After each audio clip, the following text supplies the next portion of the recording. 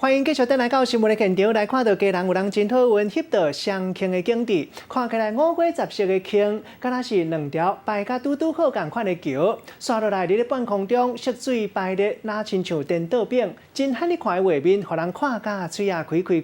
气象站讲，其实内底缘较显白的是庆，若外口缘较暗色的，这是艺。艺一定是对庆做伙出现，也毋过普通时看袂得出来，因为安尼要看到这款的景致，就搁较无简单。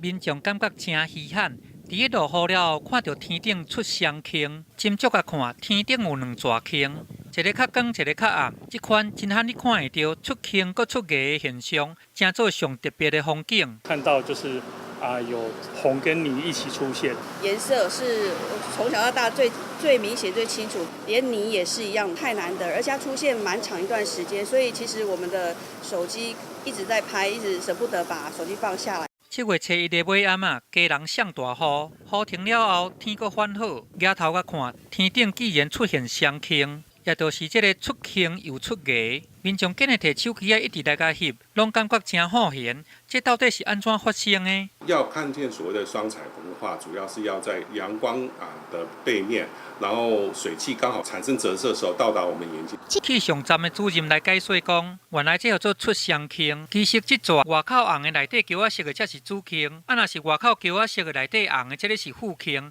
也就是艺。庆甲艺的色水拄倒冰白，一般来讲，艺是比庆较暗影。因为这个日头光伫水汽内底，佮加反射一遍，所以伊的光度就较暗嘛。